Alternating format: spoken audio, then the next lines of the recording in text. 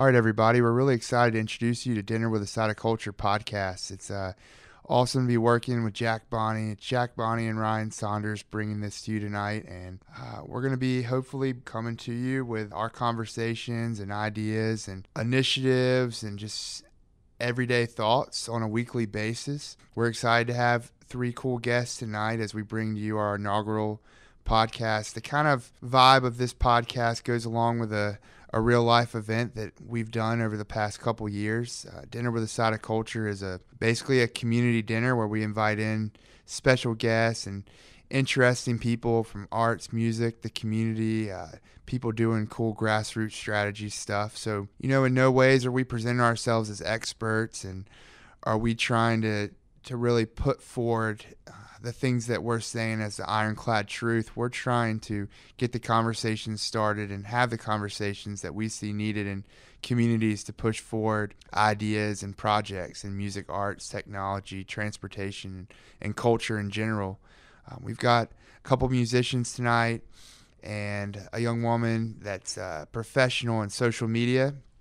All these things have really worked together and changed the way that we communicate and the way that we listen to music and experience music in our communities and at our homes and phones, cars, etc.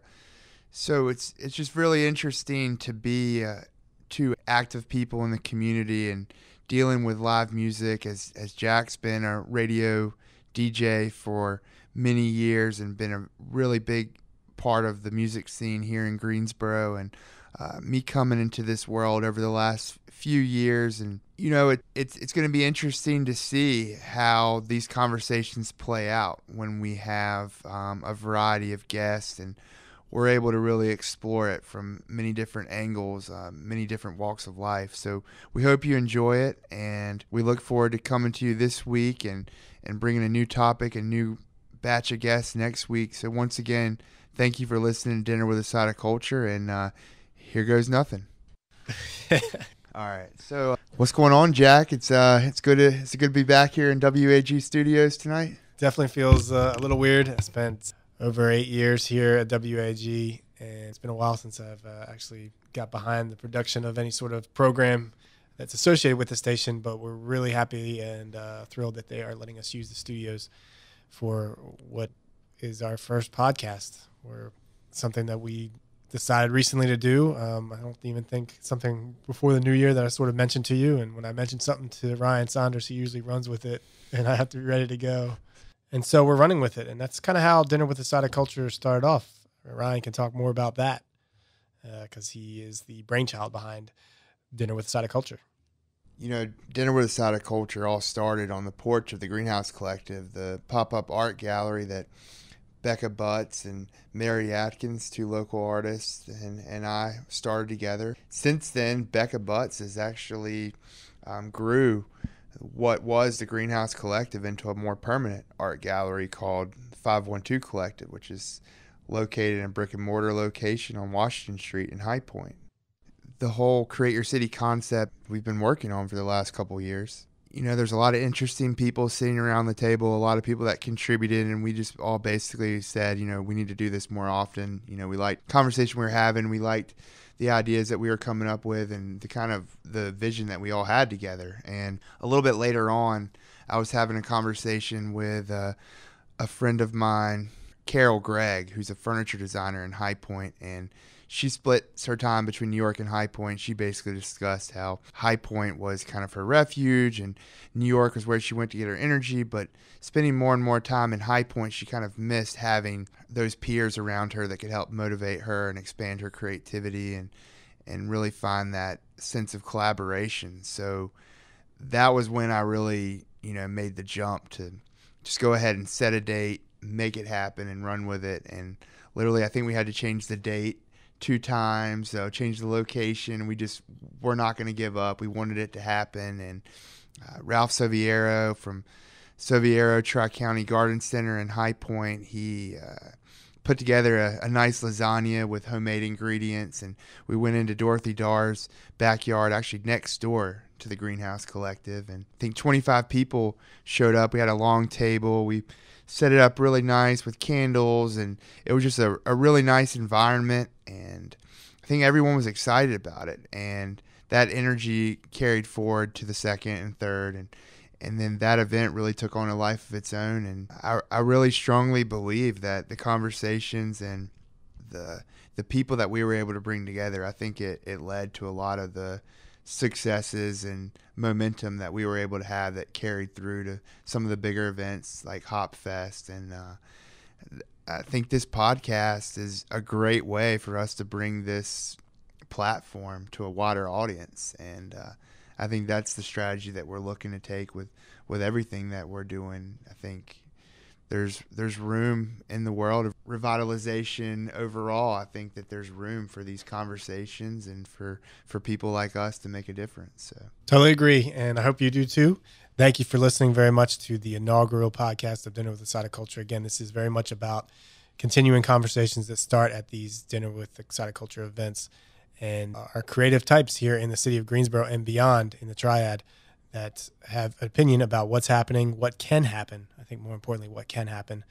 And we hope that you will enjoy it.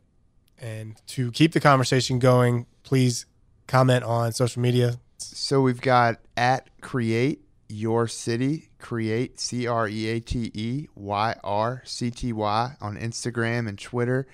And you can find us on YouTube, Google Plus, and Facebook. And we're going to try to bring fresh content, blogs, insider information, expand upon some of the topics we start on the podcast, and really invite you all to be interactive with us and communicate with us. We even have a pretty exciting idea we're talking about doing in the next couple weeks that will kind of take this whole concept of a digital platform to a new level for us. So this is it. We'll give you those sites at the end of the podcast, but right now it is the first episode of Dinner with the Side of Culture. So we have three guests tonight: Josh Watson of the Grand Old Uproar, Matt Irie, and Jessica Arenas. First off, introduce Jessica Arenas. Jessica Arenas is a social media specialist who has no idea what her hometown is. She is currently in the Piedmont Triad area working as a social media producer for WXII News 12. Jessica's social media past includes work with CLT Blog, UNC Charlotte Alumni Affairs, and 17 Magazine Style Pros. When she's not in front of the computer or on her phone, she's at the gym, working up a sweat with Zumba or hitting a heavy bag, running a race, writing in her journal, or having a mini karaoke session when driving. So Jessica, how was it working with 17 Magazine? 17 Magazine is awesome. I've been a loyal fan since not when I was 17, but probably 13. And it was definitely a dream come true when I was asked to do some freelance blogging for them in September of 2013, and it was just really awesome to be able to say, like, I've been reading this magazine since I was a kid, and now as a young woman, I'm actually a part of it and get to blog about fashion, fitness, and makeup, and all that kind of great stuff for girls and for women all over the world. And was that in New York or in North Carolina? Actually, I was based in North Carolina. How it worked out was that 17 Magazine reached out through their magazine and online to all social media sweethearts, as they called it, and we could apply and see if we could do that blogging and freelance for them. So everything that I did from the comfort of my home, and it was just really cool to always get like a package and like emails from New York telling me like, this is your next assignment, get ready, this is the deadline. I was just like, oh, this feels so legit. It was really cool. How old were you then? I got this gig in September of 2013, so I was 22 years old. Yeah. So we'll get more into that when we get into the social media section. I want to let Jack introduce our second guest, Matt Irie. And now our second guest of the evening, Matt Irie, based right here out of Greensboro, North Carolina, and fresh off an incredible and extremely active performing year. Matt Irie has become one of the most recognizable names in the surf, roots, reggae, and acoustic worlds. With styles ranging from reggae to hip-hop, acoustic, and the blues, fans are provided with an original sound from Matt Irie. Since an early age, music from the islands was a big influence on Matt. In particular, the laid-back vibes of a steel drum and guitar along with melodic singing. Now, how young were you when you started singing, Matt? I started probably about 16. 16 was about the age, and didn't really take it serious till maybe about 19, 20. and had a friend of mine who was a vocal coach, and I went for about a year and a half doing vocal lessons with him. So finally broke down, I'd say about late 2005 or 2006, finally took it serious. And, just started doing shows around Greensboro, and that kind of went from Greensboro to Charlotte, Raleigh, up and down the southeast. So it's been a real fun ride so far, and constantly growing. How did you get turned on to the islands, reggae? Growing up, going down around the beach and having older cousins who, had Sublime Records, Bob Marley, Peter Tosh, a bunch of those good things, and of course, little Jimmy Buffett here and there, which, it is what it is. That's where I got into the more of the world music sound and just kind of expanded from there. Cool. Last but not least, we've got the lead singer, Josh Watson of the Grand Old Uproar. The Grand Old Uproar's brand of cosmic Americana conjures up the Texas twang of Waylon Jennings and Doug Somm, the improvisation of the Grateful Dead, and the laid-back, swampy sound of J.J. Cale. Since 2010, the band has frequently toured the Southeast, sharing the stage with artists such as Zach Deputy, Paleface, the Corbett Brothers, the Dead String Brothers, and Cosmic Charlie. In 2013, the Grand Old Uproar won a regional artist grant from Arts Greensboro and the North Carolina Arts Council, helped fund their album, Good Long Spell, recorded at Greensboro's on Pop of the World Studios, which the band released in 2014. In July, the Grand Old Uproar appeared on Balcony TV, a global music series which films live acoustic performances from musicians recording their session on the balcony of the Hard Rock Cafe in Nashville. The band also made their second appearance on WDVX's Blue Plate special radio program in Knoxville, Tennessee, which hosts live performances by musicians such as Marty Stewart and his Fabulous Superlatives, Levon Helm, and David Grisman. In 2015, along with Greensboro's Echo Courts, the Grand Old Uproar will appear in Create Your Cities Live from the Biltmore, a new internet music series inspired by NPR's Tiny Desk Concert. Filmed in the lobby of the Greensboro's Biltmore Hotel, Live from the Biltmore hopes to introduce listeners to the original music produced by the musicians of the Triad's vital local music scene. Josh, tell us about participating in Balcony TV earlier this summer. It was a great experience. We way earlier than the band is used to being up. It was we had to wake up around 8:30 in the morning and get down Hard Rock Cafe in Nashville and got to play a brand new song overlooking the Cumberland River. It was hot. It was May or so it was pretty sweltering, but it was a great experience. And our tune lasted. There's like a music chart, and the tune competed with songs all over the world, and it sort of lasted in the chart for probably 3 months or so. We would say we would have to get our followers to vote for the tune for about 3 months. So it was good. A lot of exposure, I hope. I don't know. People die from exposure, Not music exposure. I didn't kill anybody. Yeah, that's true. So when we talked about that earlier this month when you and I were working together on the Live from the Biltmore series, you were kind of telling me that Balcony TV is almost a franchise or can be spread to other cities. I've seen a lot of different ones and a lot of different formats. So kind of how did that get started? Do you know much of the history of it? I don't know how long it's been around, but yeah, I mean, all over the world. Charleston, Lima, Peru, Tel Aviv, Dublin, Ireland, anywhere you can imagine, Rio, Archdale. No, I'm kidding. But, so I'm not quite sure how long it's been around, but there has to be 40,000 videos. So, quite a while, I would imagine. And I know that each month, each Balcony TV releases 10 new videos. So quite a while. I don't know the specifics. So kind of thinking about Balcony TV and the use of YouTube is kind of a new age way of artists getting publicity, getting exposure, as you talked about. Both you and Jack have obviously been around music for a long time, been doing things in the music scene here in Greensboro and beyond. So kind of how do you feel that as a musician you've had to rebrand yourself from when you first started to the way things are now? Has that been a hard adjustment, or do you feel as if it's just been something that's kind of progressed along the same way as your music has? Oh yeah, it's certainly progressed, and it's a learning experience. Matt and I were talking before this that, we do pretty much the PR, the booking, all of that, the social media aspect of it. And, I am still learning all the time about how much to post, what kind of things do people respond to, photos, videos, how much do you bother people about the show that's coming up this week, because I'm afraid that people are going, oh my God, I'm just going to click off these people, they're driving me nuts. So, I got in on the first wave of Facebook and have been on Facebook since like 2005. So, and I started playing music around 2008. So, I've definitely seen, and we were talking about all of the social media that we all have and use. And,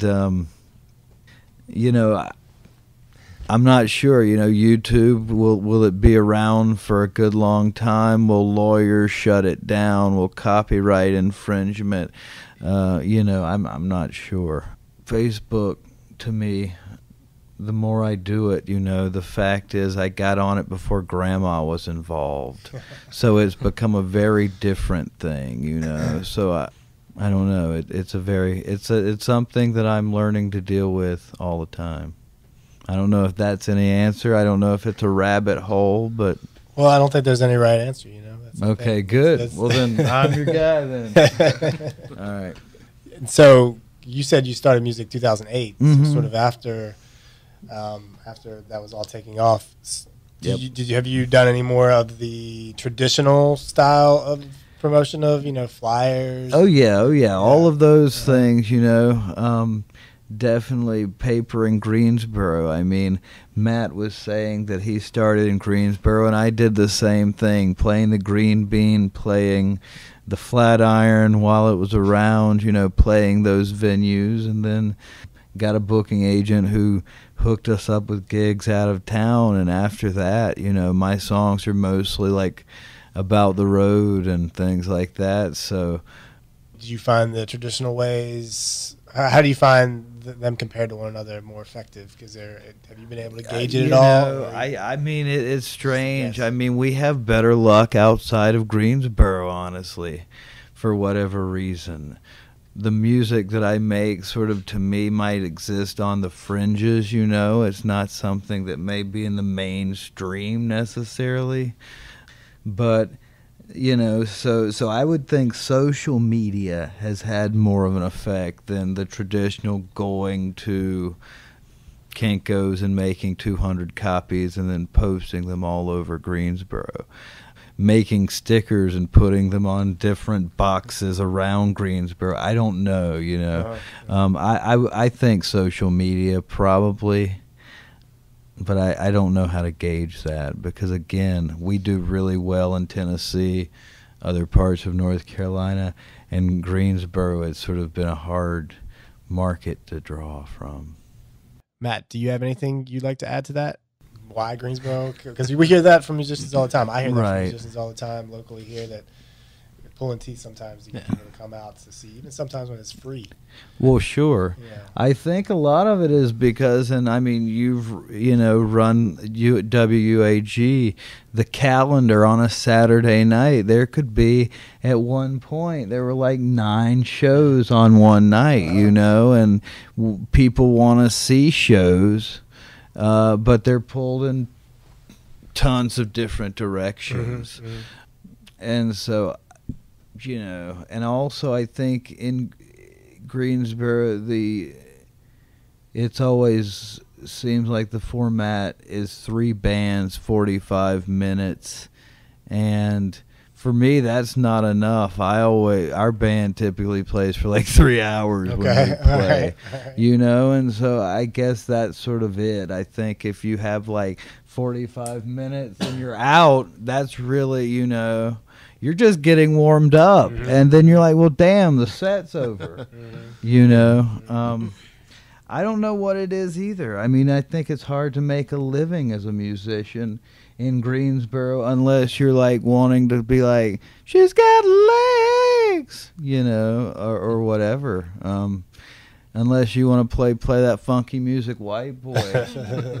It's hard to pick, you know. Well, that's kind of segue to that question Ryan and I have been talking about, hearing from bands, that why is it always have to be a cover band to get people to come out, you know, that original music, why are people supporting the original music compared to stuff they can hear anytime they want? Right. Again, I don't know if there's a correct answer, but it's frustrating, right? Yeah, that's open-ended. Mm-hmm. Well, I think with steps like, you know, live at the Biltmore and, you know, the National Folk Festival that's coming up next year, I think those are definite steps in the right direction for getting, you know, that kind of thing going. I mean, Laura Lynn Dawsett has a song on a Grammy-winning album. There's a ton of songwriters in this town that are really good songwriters. Mm-hmm. I mean, you know, so I don't understand why people... I mean, for me, my mindset, and you may agree or disagree, I love playing covers too, but if you want that, just turn up the jukebox really loud and don't, you know, save your money. I don't know. But that's just someone who writes songs.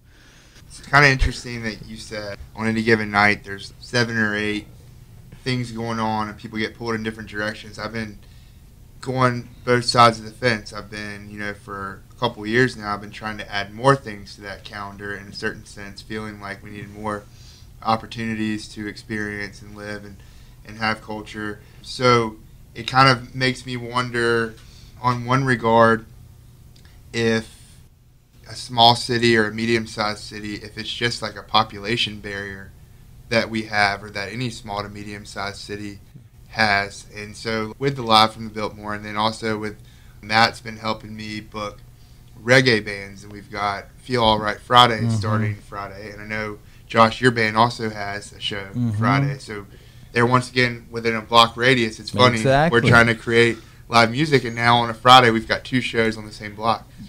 But that's a good thing. Good thing. That's great. So Matt, we were kind of talking about you know, kind of transitioning from DJs at most clubs and bars downtown, and trying to, you know, we've mentioned Green Bean, NYP, obviously Blind Tiger, but there's not really that many places downtown that you can see live music. So why do you think that reggae might be a good way to break the downtown scene into live music? You know, I mean, reggae is that type of music. You know, you go into a place, it's not loud, it's not overbearing. You know, it's just kind of very mellow, well laid back. So, you know, you go in, you hear something like Sublime or 311. You know, something you're familiar with, kind of eases the nerves a little bit. If you go into a regular bar that you got a bunch of social anxiety like I do at most times, kind of puts your mind at ease. So instead of a lot of screaming or, you know, something, or DJ just playing something real, something, you know, bass booming all the time is something real laid back. But, you know, we've played with everything from metal, Americana, roots, folk, and, you know, even hip-hop bands, and everywhere we've gone we've managed to fit in, which is crazy, playing with the metal, you know, like in the middle of, you know, metal show, here comes this 4-piece, you know, acoustic reggae act, and it's like, whoa, that just happened. That'll really test you, you know. It's a test, because, you know, you're going up there and this metalhead is like, oh, this may not go over as well, but, you know, it's this may end with stitches. Yeah, this could be, you know, but it ends up taking a bunch of shots. So, you know, and that's the one thing, you know, is just building a scene. You know, no matter reggae, rock, roots, folk, you know, it's just about coming together and more of a unity than anything.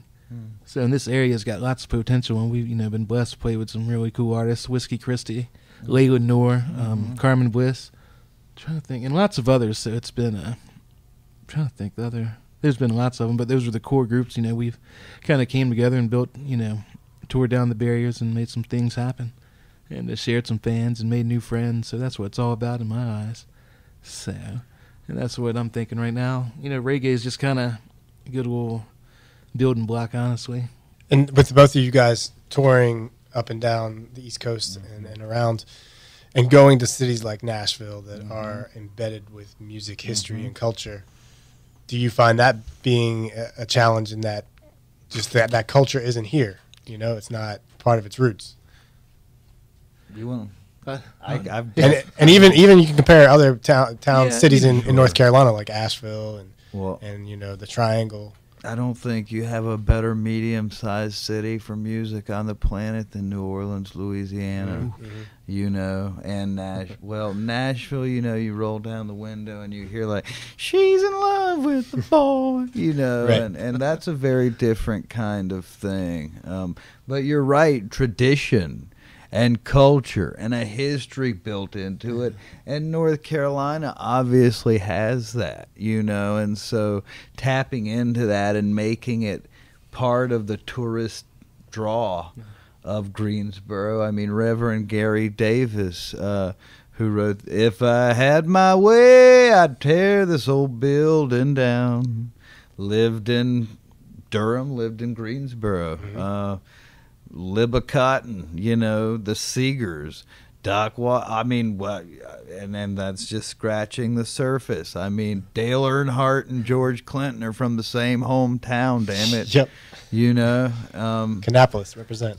I mean, so, you know, I think it is the way you market it and the way that, and the sense of history and the way you cultivate it. I mean, the Preservation Hall in New Orleans has 3 shows a night. You know, standing room only. 100 people get in that small room, between $30 to $15, and you know they must make like $9,000 a night, 7 days a week on music. And these musicians have a gig and a life playing music every night of their lives if they want it. So I think that is possible. And what Ryan's doing with the Live at the Biltmore, like I said, with the more festivals, you know, the bigger festivals. There used to be City Stage here that just I don't know what happened to it, but you know, things more like that. Would definitely be steps in that right direction, I think, which is happening. Now if people will capitalize on it and use it in the right way and yeah, he nailed it right there. You know, things like that. And that's one thing, you know, Ryan came along when he introduced Hop Fest over the summer. I mean, that was a genius idea. I mean, that was nothing but good vibes, a lot of different bands from all over, you know, different musical backgrounds, but it came together and couldn't have worked out any better. And that's what, you know, I think Greensboro needs is more events like that, and just bringing bands like myself and Josh and all of us, you know, just coming together and showing, you know, it's a big nothing but love from, you know, all different backgrounds. Don't matter, you know, what style of music. It's just coming out and having fun, and you know, having a strong passion for it. You know, I think the city's got a lot of potential. It's just a matter of people coming together and making some things happen. There's money for arts, though. You know, we were able to get from the Arts Greensboro, we were able to get money, write a grant proposal. I'm making an album, I need $2,000. You may get it there because they have that money for artists, for any kind of artist, really. And so there are avenues, and so Greensboro is a wonderful cultural center, the performing arts center. You know, may be a great thing. My question is, how much will local bands benefit from, like, you know, some of these new venues? I think medium-sized venues need to be, you know, the old Blind Tiger that has sat abandoned for years now. I think that could be a great medium-sized venue or something. Well, I'm with you on that one. Totally agree on that. You know, I don't know. I'm just. I do like the middle-sized venues, especially on a, you know, Thursday night, which is most nights we end up playing. And it's much easier to play a venue like that and have 35 people there and look like it's you know, fairly packed, as opposed to playing like a 500 cap venue and there's 15 people. It's like, whoa. There's you know, wall to wall. On the edges, yeah. But you know, it's all about going out and having fun. You know, I've plenty of nights playing for the bartender, but you know, then the night it's all fun. If you can't play for the bartender, you know, who can you play for? Exactly. I always love the story in the last waltz when they talk about the band playing in Jack Ruby's club, and they're playing for a one-legged go-go dancer and a drunk guy at the bar and someone else, and a fight erupts.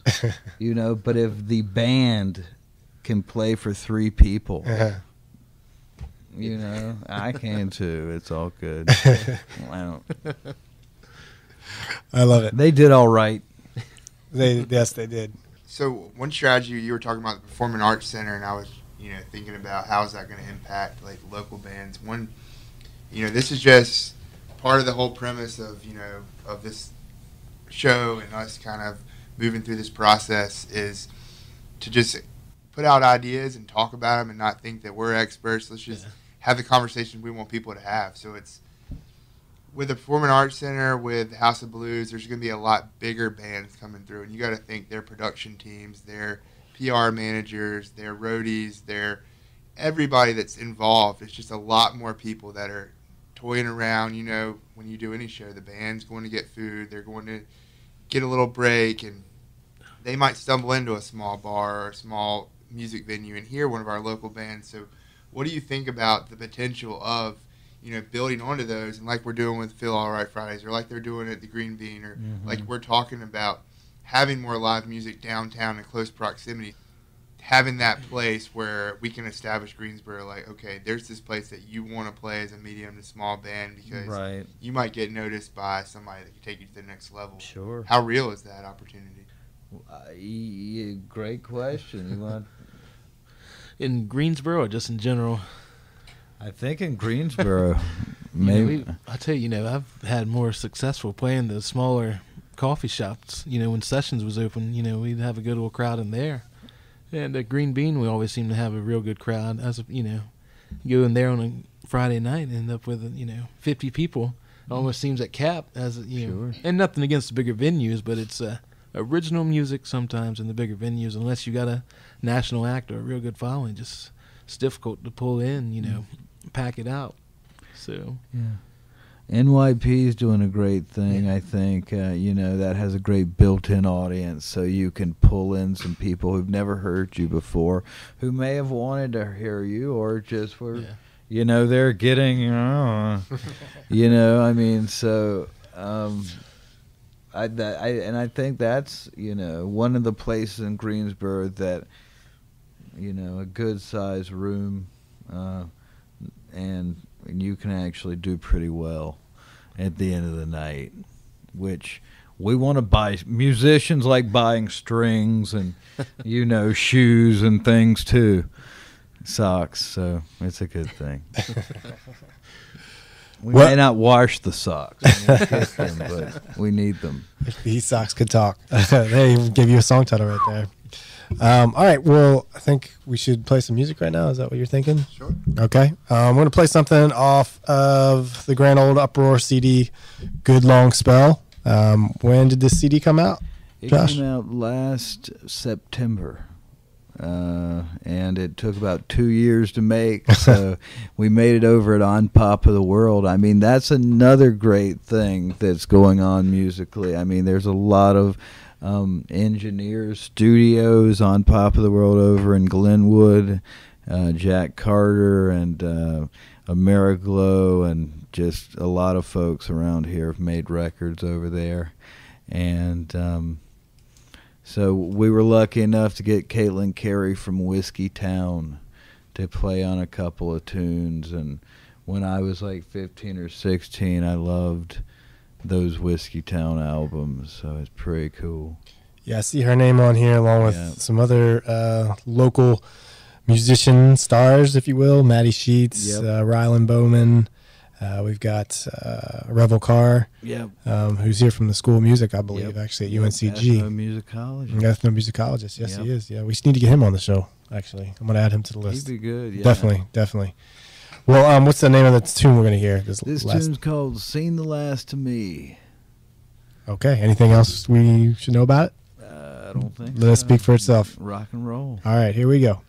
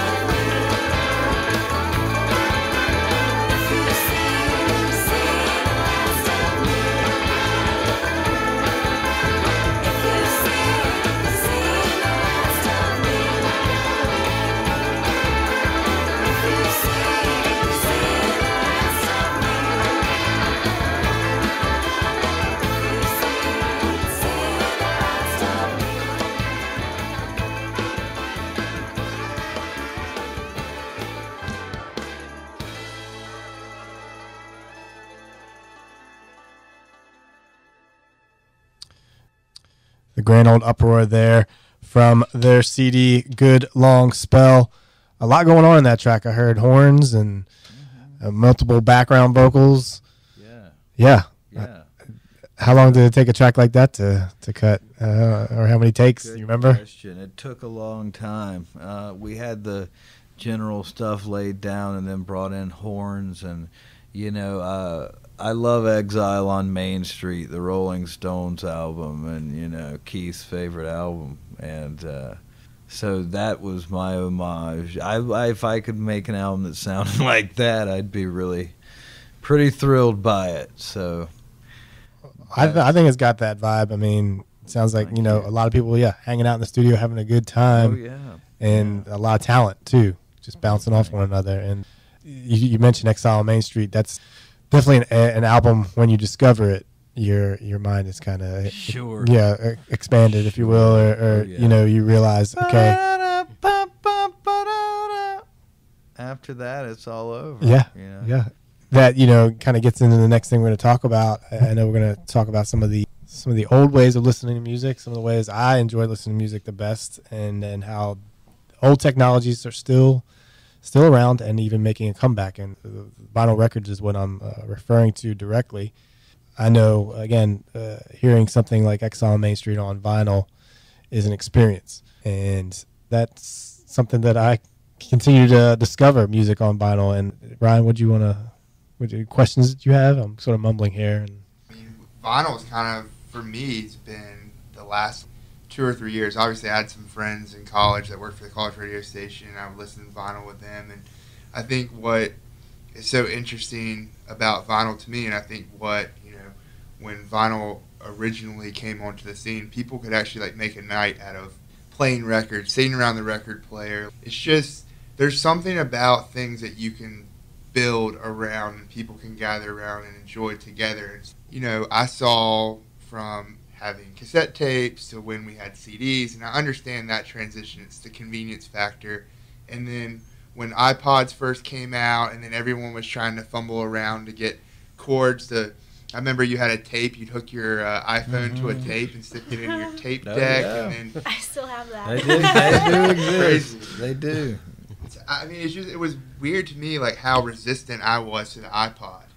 And now I'm sitting here on YouTube, Google+, Facebook, Twitter, Instagram, listening to Spotify, Pandora. I mean, it's not surprising to me that vinyl is coming back, but from a perspective of someone like Jessica that's working in social media and really wanting to impact people's interactions online, do you have any fears of the social media, the technology? Is it going to hit a wall to where people are just going to go completely the other direction?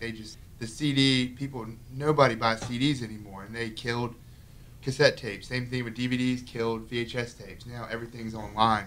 So can you kind of just talk about, from your perspective of where we're at and kind of where you want to take technology locally? Sure. I'll say this first and foremost, like you were talking about the cassette tape and where you plug in your iPod, or, at the time they created those for, the CD Walkmans. I'm not going to lie, I still love getting my music traditionally, but it is apparent that you can get your music just online nowadays. And I was just telling my best friend this, that Maroon 5 is one of my favorite bands, and I used to buy their CDs religiously, and I don't have their latest CD because I got it all off iTunes. It's just the way how music is developing, where you can get all of these things online. And, my career, it's definitely an advantage to be working in the media sphere where it's just continually growing. Facebook, Josh was talking about how he's been on it since 2005. I followed right after in 2007, and clearly it's 2015, it's still around, and if anything, it's just going to keep existing and keep evolving. So there's definitely some positives with social media, and then there's the negatives where you lose sight of the traditional things, like, you were just talking about vinyl records. Me personally, I'm definitely engrossed in media and anything tech wise, but if I have the chance to disconnect, it's a great thing for me too, because you just have to give yourself a balance. And in my bio, when I'm not on my phone or in front of the computer, I'm doing everything I can to disconnect so that I can stay connected in a healthier way. it's kind of interesting. We talk about Facebook, and one of the co-founders of Facebook started a little thing called Napster. And it's interesting that you're talking about not buying the album, but when I was in high school, if I would have said I didn't buy a CD, it would have been that I illegally downloaded it. No, I didn't. I'm just kidding. But don't lie. I think we. Sorry. Don't lie. You said that you bought it on. Went, There we go. there's one. It's that knock on the door. Send him the bill. But you're saying that you bought it on iTunes, so that shows that, you know, I think the music industry went through a period where they like freaked out. They thought the music industry was going to collapse, and it's cool that now I'm more and more willing to pay, you know, a small fee per month for Spotify or one of these services to get rid of the commercials, and to like, I'm willing to pay for the music, and I would buy an album, or I'll buy vinyl. If I'm going to spend my money, I'm buying vinyl now, to be honest with you, but I would spend for a streaming radio service. So it's just cool that you kind of were able to tie in that, you know, the music industry has been able to adjust. Now, in other aspects of our lives, it's like the internet and the digital way of things has just taken over all of communication. I've just got back from San Francisco, and it doesn't seem like a huge thing that I should have already known about, and I think I did, but Hangouts, the GChat function, and I've been spreading that around to all my friends. Wow, it's just so much more convenient and productive. But you look at Google, and you think they've got Google Plus, they own YouTube, your email's on there, YouTube channels are tied in with your Google Plus. They've got YouTube has radio.com. So how does some of these other music streaming sites, or how did some of these other websites, like I know Facebook is trying to make people download Messenger, so they're trying to create that all-encompassing experience, but where do you see this playing out? Is Google going to be the next monopoly where we're just going to basically wake up in the morning and turn on our Google identification and not get out of bed? I mean, what do you think? I mean, it's already doing it now. If you're a Google Chrome user like I am, like, it tracks anything and everything that you've looked up, even stuff that you've opened in your email, or, you know, look back on what you had in your email inbox. And you forgot to add that Google even has a calendar. You can add anything and everything on your Google account. So, I mean, I see it as a positive, where for me as an certified organized freak, it just definitely keeps everything together. But then again, it is a little scary to know that, you know, you can be easily identified and found all just by your search history. And speaking on Facebook Messenger, I think it's the creepiest thing ever. However, I'm not going to lie, I own it myself because of just, you know, the industry I work in. But yeah, it's all about how they want to keep everybody connected. And there's some good things and some bad things with that, of course, like, you know, the good things, like, you know, staying connected and, you know, never losing touch, which is fantastic and great. You can meet new people or reconnect with old people. But then the bad side, of course, is just, you know, kind of that scary identity theft kind of thing. But it's really on how you take care of that usage and how you really, like, you know, are responsible for it, and just remember the bigger picture when using these kind of tools. But what you were saying with disconnecting, you know, it's interesting because, you know, it's the technology and all of these things have got to the point where if you don't check your email, if you don't check Facebook, it's almost like you feel guilty or something, you know, because it's like so much of your communication on a daily basis, whether it's with grandma or whether with your bandmate or your girlfriend or whatever, is on Facebook, you know, or on some form of social media or something. So it's you know, disconnecting and saying, you know, there have been times when I wanted to quit Facebook and say the hell with it, but if you're in a band, it's like, well, it's a ball and chain almost. It's like, well, what am I gonna do? It's like that itch you gotta scratch, and, you know, yeah, it's just always gonna be there. Mm-hmm. We'll be 90, you know, and we'll be going, yeah, I changed my diet, you know. Well, I mean, we'll be on Facebook, you know, making status updates. Still You're alive. right. I mean, it's going nowhere, more than likely. You're right, and, you know, and the more I've gotten into promoting shows and putting on events and getting into the line of work that I found myself in, this point in time, I'll not go longer than 10 minutes without being on some sort of social media. But, you know, in one way, it's almost a blessing because I appreciate that it pushes me to keep learning these things and stay on top of stuff. Jack and I have been kind of jiving each other back and forth this week, talking about what all these different things I'm throwing at him, all these different voodoo and Facebook play and voodoo, Amazon, and all these crazy things. You know, it's interesting, but in the same regard, I do find, like you said, the organization, and I think the biggest trend that's happening right now is just this overload of information. And I think that's what's happened with posters. Talking about putting posters on a wall, it's almost like a Yellow Page ad. You know, my dad has been advertising in Yellow Pages for like 50 years, and they keep getting him every year because he feels like if he doesn't, that people think he's out of business. So it's almost like a poster with marketing. You don't exactly know what you get out of it, but you know what happens if you don't do it. So you have to keep doing it. So one of those new organizational tools, which if you really think about it, is probably really simple on the back end, but hashtag. So what power can hashtags have in this kind of finding your place in a crowded scene? Okay, I definitely love to answer this question. There's definitely a lot of power behind hashtags. It's just the simplest way on finding a lot of things. It could be a person, place, or thing, no matter where you are in the world. Prime example I'll use is I'm a runner, so I've ran a couple races and 2 big half marathons this past year. And the 2 half marathons that I ran were by Nike women. And the first one I ran was in DC, and the second one was in San Francisco. And Nike created a hashtag called We Run, and then the city name. So the first one was DC, so We Run DC, and then the second one was We Run SF. And throughout my time of training, DC, since I said DC was my first one, I definitely searched that hashtag religiously, not just every day, but like literally every second of the day, because I wanted to see what other women are doing the right things or what kind of things I could learn from them by running, like anything from eating well, training well, and, you know, traveling and like even to packing, like what to pack.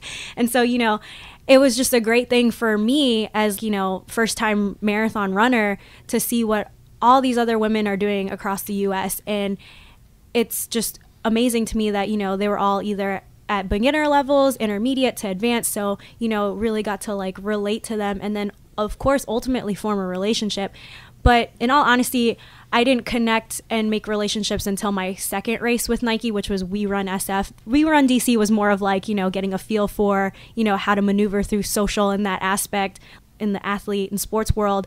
And then with We Run SF, I was able to connect with so many women across the US, and it was just amazing. I'm talking like from New York and then in DC and in LA to San Francisco and even like in my hometown in North Carolina. Like I was just, this is so mind-boggling. And then to meet these women in person, you know, it's just a different feeling of connecting where it wasn't a stalkerish feel. Like it was actually so, I guess the best word to use is it just felt normal. It felt like as if I was meeting them at a coffee shop or something. And then, you know, just following them religiously throughout my training time and then leading up to the days until I arrived in San Francisco, it was just normal to message each other and be like, hey, like, you know, what's your number? Let's meet up at the expo. And then to see them and meet them and hug them and, you know, take pictures with them, it was just incredible. And then, you know, from there you just form like incredible relationship and, you know, ultimately a friendship.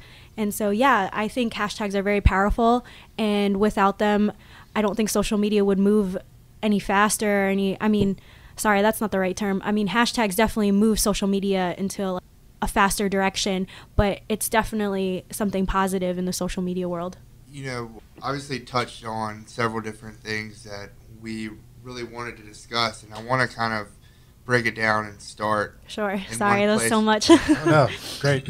So one thing that's kind of I find myself doing, and I'm sure you've seen people do it all the time, is it a waste of time to just throw like a bunch of different random hashtags? You need to really be building a community with your hashtag. Yeah, I mean, there are some times where you just create a hashtag, like for example, hashtag boring or hashtag I can't wait to go to sleep. I don't know. Like, just it's just a trend for people to make up their hashtags. But if you're trying to do effective marketing, it definitely takes a lot of research. Like, for example, before we started the show, I was definitely looking up the right hashtags, for the radio world. So of course I put like hashtag radio and then hashtag podcast, definitely something relatable to what you're posting and what you're trying to market. But yeah, I mean, social media is like at anyone's disposal, so people can do whatever they want with it. But to do effective marketing with hashtags, you definitely have to do your research on, what it is that will definitely grab the attention of what you're trying to put out there. And in your job at WXII, have you seen social media change the way in which news is made and how people receive news? Oh, for sure. I mean, news is definitely seen more online than it is on traditional TV and radio, to be honest. I mean, not everyone does this, but I'm sure a majority of people, the first thing they do is check their phone. I mean, their phone is their alarm clock nowadays, and they can't help that after they press snooze on their alarm and then ultimately turn it off.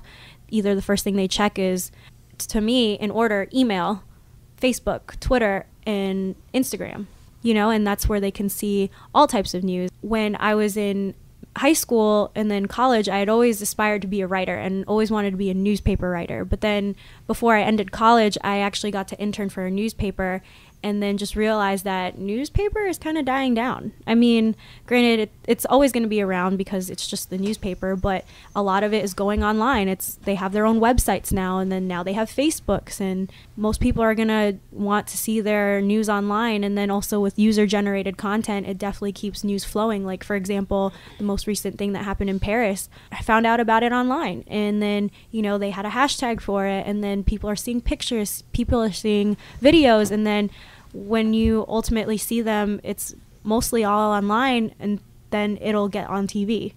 So it goes from online to television really quick. I'm sure you probably watch the show Newsroom on HBO. Sometimes. I don't have HBO like that, but I definitely have seen some stuff. So towards the end of this past season on that show, the network got bought out, and the guy that was buying it, he wanted to create a social-based TV news station where they didn't have anchors and researchers in-house. They were basically feeding off of social media and off the people. And we've seen that kind of go awry in the past, but let's talk about a piece of technology that's using that software that is really successful right now. I don't know if I'm pronouncing it right, but Wazi. Have you heard of Wazi? Wazi. It's a navigation system. Yeah, definitely. Sorry, I keep calling it Waze, but everyone says Wazi. I'm obviously not a huge fan of Waze, whatever it's pronounced. I mean, I've definitely seen it be effective and definitely know that it's effective for some people. I'm a Google Maps user. I mean, for me, I just type in the address or type in the place that I'm going to and it comes up. Waze obviously does the same thing, but definitely with Waze, it shows you anything and everything, like the traffic flow, and then also the biggest thing, which is like, the cops ahead, or just to make drivers be aware, and then also let other drivers around you know what's coming up on whatever street or highway you're driving on.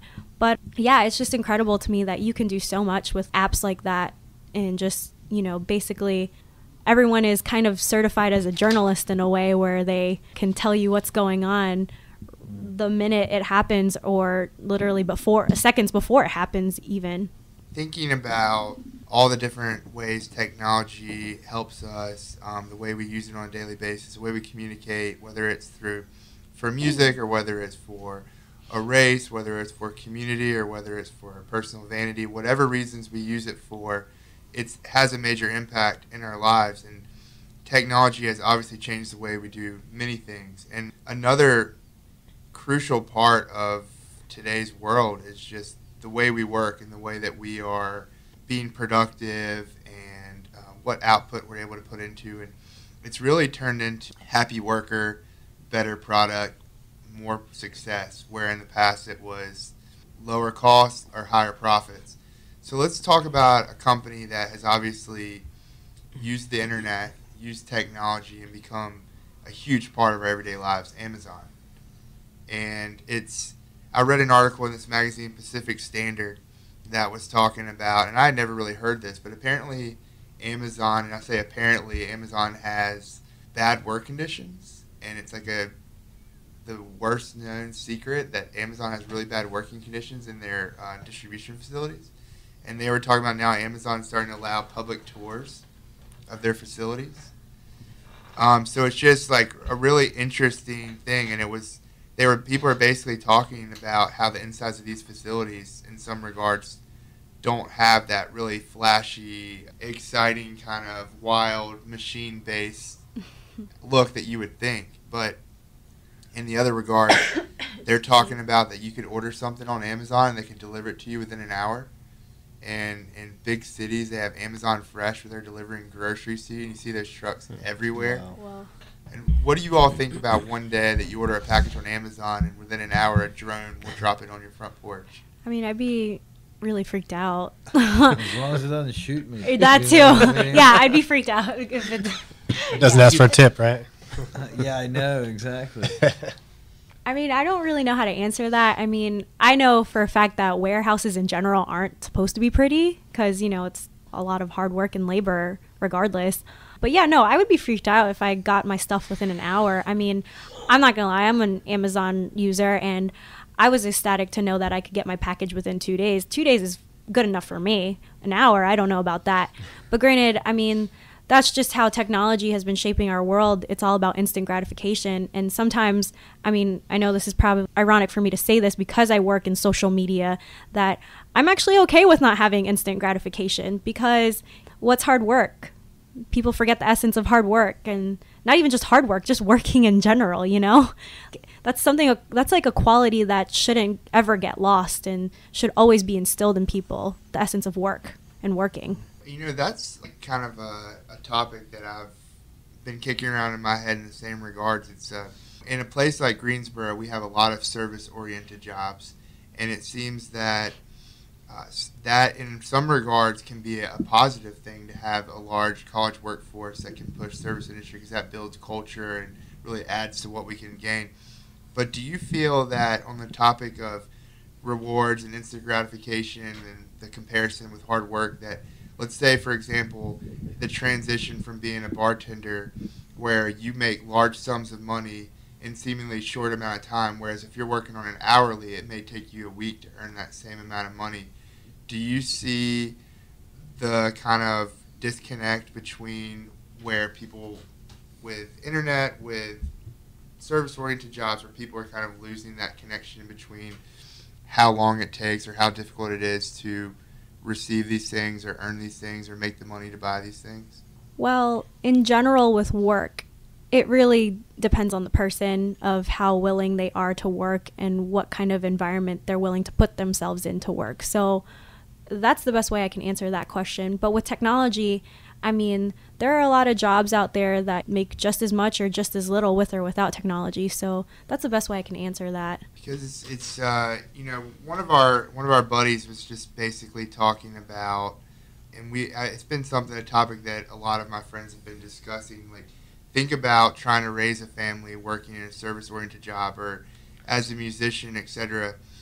Do you think that this current system in place, and any of us can answer this, do you think the current system in place allows us, when it comes to education and insurance, etc., to be able to contribute to the culture and the liveliness of our cities with these positions, but also be able to afford the things that we need to be satisfied as human beings? It's a deep question. That is a good question. I think we're going to end with this. This is going to require a lot of thinking. Well, I was an English professor, and I went to school for a long time, and it sort of seems like an adjunct English professor. I mean, that's like 60 hours a week, and you're getting paid for like 28. And it ends up being, my girlfriend is a hell of a mathematician, so she tells me the stuff that I don't want to hear, which is essentially being a professor. You make something like less than someone who works at Starbucks, so it almost seems like though playing music in some ways is less stable If you can really do the work to book the shows, in some ways that it's just 6 of one, half dozen of the other. Really, I would rather work 4 or 5 jobs and play music than have to report somewhere every day. And luckily, I'm working from home most of the time, telecommunicating, so it is one of those things. But definitely with music, playing music, and you instant gratification, good luck, or anything, at least from my perspective. I think I know how to answer this question, but I don't think it'll incorporate anything with tech. Really, how I see it is that it really comes down to what you're passionate about. I have this friend, really good friend of mine, and he's ridiculously smart. I've known him since high school. We even went to college together at UNC Charlotte, and he studied to be an engineer. And, of course, we're still in touch no matter how busy our semesters were. And then we had like a year where we hadn't really seen or talked to each other, but then we ran into each other at one of the local bars, and I found out he was a bartender there. And then it was just a good time to see him in person and talk and catch up. And I was just like, dude, what's going on? Have you graduated yet? And he was just like, yeah, I'm graduating this semester. And I was like, that's awesome. Like, engineers, like, it's hard work. Like, you're not in school for 4 years, you're in school for 4 years plus, maybe even 4 years plus more. So I was asking him, what are you going to do? Have you been looking at engineering places? And, are you thinking about staying in Charlotte or North Carolina, or just traveling and starting fresh somewhere else? And he was like, no, I'm going to bartend. And I was like, why? Because, I told you guys I've known this guy for a long time. Like, high school, all I knew about him was that he was smart and he was AP classes. And then, in college studying engineering. And then he tells me he wants to be a bartender. And of course, me being me, like, I was always raised around like, school, job, live life, etc. But for him, he wanted to go obviously the non-traditional route, and I was just completely mind-boggled. And I was like, why? And he's just like, I love talking to people, I love the nightlife, and I love knowing that I'm making more in a day, actually more in an hour than I would any day bartending. And just the thought of me wearing a suit and tie every day just scares me. And it's just something I thought about, and I'm just, well, when I was growing up, I always thought that was like bad and horrible until like, talking to my friend, and then just like, exploring more of the real world. This was obviously right when I got out of college, and just seeing that it's really about what you're passionate about, what will really take you to where you want to be, and what will help you accumulate not just what you need, but also what you want as well. So that's what really boils down to it, is how passionate you are and how much work you want to put into whatever you do will get you to where you want to be. We want to obviously connect in with social media and keep this on YouTube and on the social media outlets. So there's a couple things that we want to add and get people's feedback on and keep the conversation going. That's what it's all about. Keep the conversation going with Create Your City at Create, CREATEYRCTY, or for Instagram and Twitter, and find us on Google+, YouTube, and Facebook. So stay tuned, and thank you for listening in to the first episode of Dinner with Side of Culture. Jack? And we want to thank our guests for being here, being our guinea pigs for our first episode of Dinner with the Side of Culture. Thank you to Jessica, Josh, and Matt. And we also want to thank WAG, the college radio station here on the campus of the University of North Carolina at Greensboro, for letting us use their facilities to record this podcast. I know some of these levels were up and down and a little harsh at times, but we do appreciate the equipment that we were able to use here at WAG. And we're going to end things with a tune by Matt Irie. Matt, you want to tell us about this tune? It was Summer Days. Yeah, it was me and Ty Brew. It was a single we released probably last year. And it's been, we've been right. Summer Days has been, it did pretty good. 12 degrees out. Yeah, and it's summer be nice. The weather be nice right about now. But it hit the reggae charts pretty good, so that was a good thing. We saw about $2 check came back for all the sales, but hey. Oh, what you were saying before we leave, we were talking about Spotify, and someone said, to make minimum wage for a musician on Spotify, you only need about 4 million hits a month. Wow. So wow. That's it. Matt Irie. The Grand Ole Uproar. Yes, sir. Start hitting it. Let's do it 4 million on times. Spotify. Well said. All right, well, thanks again, and here is Summer Days.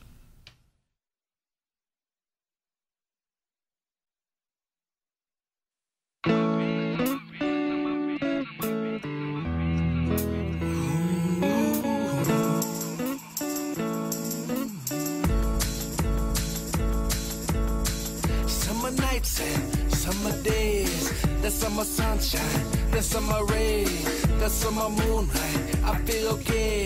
A sweet summer thing never run away. Summer nights and summer days, the summer sunshine, the summer rays, the summer moonlight. I feel okay. A sweet summer thing never run away. Loving all these girls in the Carolina day, chilling by the ocean where we drink our day away. Got no worries about the time, cause the day be feeling right. Could not wait for this backyard party tonight. Got the music kids bumping, so I feel a little something. Take a look at all these people, they feeling all the loving from the sweet reggae music. Yeah, it makes you feel so fine. Please don't go away, cause it's summertime. Summer nights and summer days, the summer sunshine, the summer rays, the summer moonlight. I feel okay. A sweet summer thing never run away. Summer nights and summer days, the summer sunshine, the summer rays, the summer moonlight. I feel okay. A sweet summer thing never run away. Summertime slowly slipping away. My mission today, Corona starts sipping away. Right before autumn, I'm always getting this way. So I'm splitting my pay, so we kick and we lay. Right out by the beach, soaking, sitting in rave. Mixing the faves, sunshades and listen to waves. Hitting on strays, walking by they jingling bay. LL Cool J mixed with smooth Sade. I pray summertime just won't fade away. But I know that it goes each year, sad to say. So we celebrate our escape with Irie. I crave those rays that so inspire me. Hey! Summer nights and summer days, the summer sunshine, the summer rays, the summer moonlight. I feel okay. A sweet summer thing never run away. Summer nights and summer days, the summer sunshine, the summer rays, the summer moonlight. I feel okay. A sweet summer thing never run away. Summer days and summer nights got you feeling right. I don't mind you looking crazy, cause I really dig your style. So move your body by my side for your last night, and let me sing you lullabies underneath bright sky. Wishing my night on in, that's just never moving in slow motion boardwalk. Baby, let me hold your hand. One more thing before song ends. Remember all the good times, friend. Winter comes and yes it goes, and now we do it over again. Summer nights and summer days, the summer sunshine, the summer rays, the summer moonlight. I feel okay. A sweet summer thing never run away. Summer nights and summer days, the summer sunshine, the summer rays, the summer moonlight. I feel okay. A sweet summer thing never run away.